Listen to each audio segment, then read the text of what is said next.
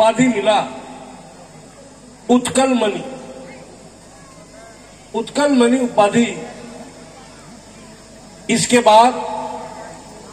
उसका बारे में मैं कितना कुछ कहूं यह कम होगा। जब एक हमारे यह स्वतंत्र सेनानी रहे, एक अच्छा सामाजिक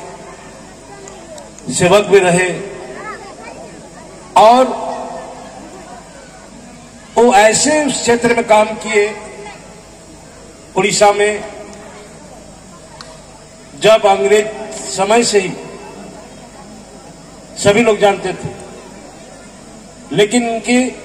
51 वर्ष के आयु काल में, उनका कार्यकाल में जो यहाँ के वहां के जनता के हित में, जनहित में काम किया है, जिसके प्रति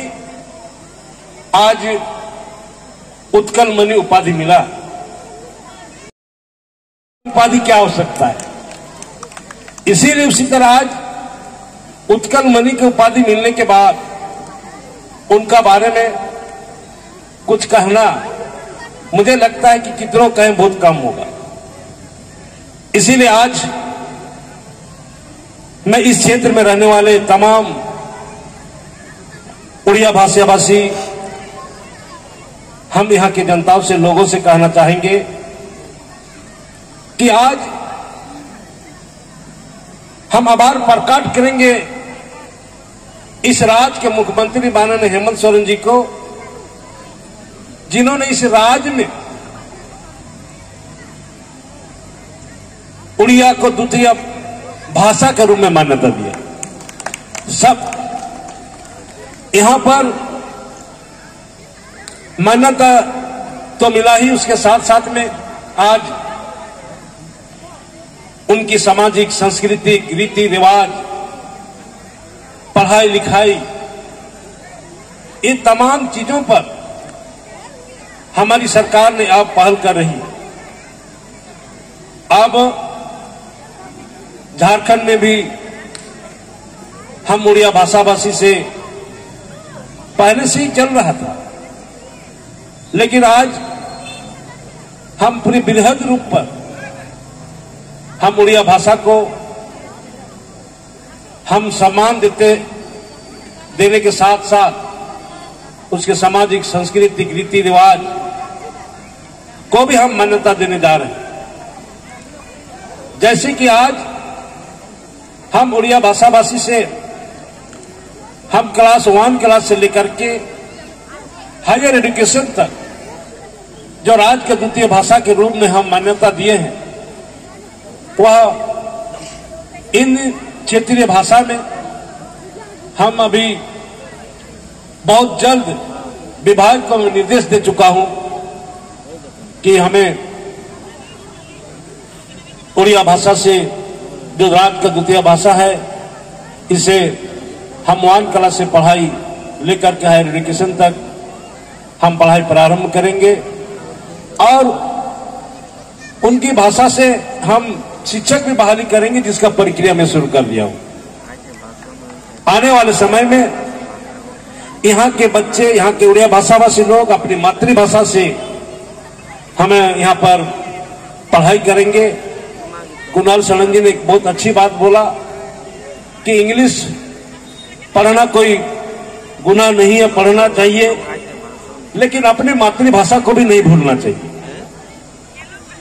आज हम कहना चाहेंगे, आज किसी भी समाज हो, शिक्षा और समाज में संगठित होना और संघर्ष,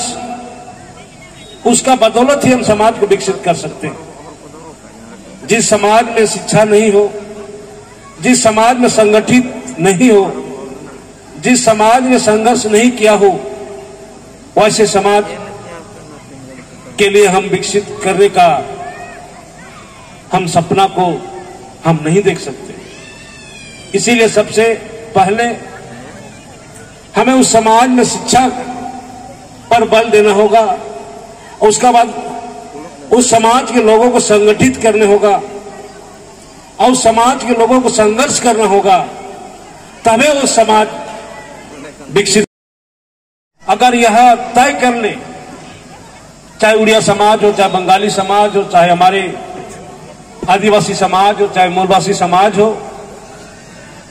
बिना शिक्षा का बिना वह समाज को विकसित करना नामुमकिन है। आज इसलिए हमारी सरकार ने संकल्प लिया है कि यहाँ के जितने जनजातीय भाषा है, जितना क्षेत्रीय भाषा है, सभी भाषाओं से, मातृभाषाओं से हम यहाँ पर प्राइमरी से ही हम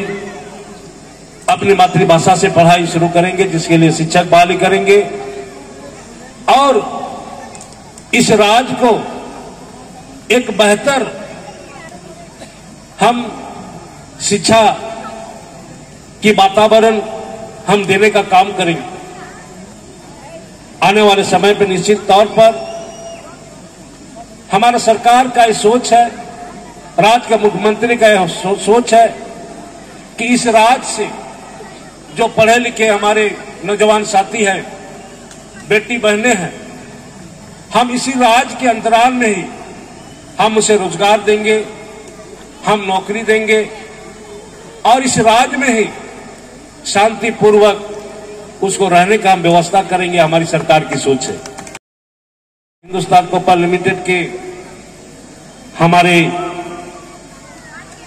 ईडी साहब, हमारे श्याम सुंदर शेट्टी जी हैं। निश्चित तौर पर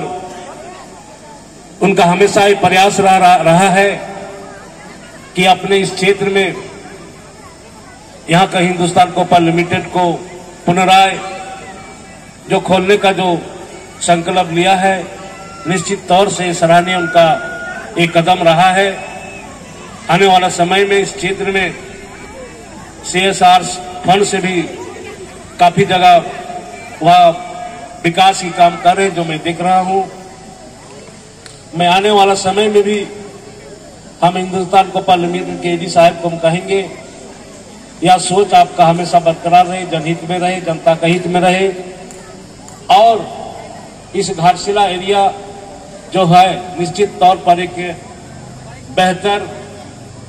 ये क्षेत्र बेहतर रहे और यहाँ के लोग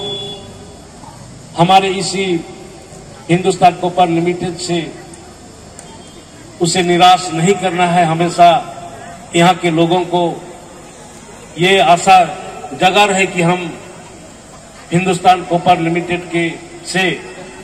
हम यहाँ अपना परिवार को चला रहे हैं और आने वाला समय में भी यह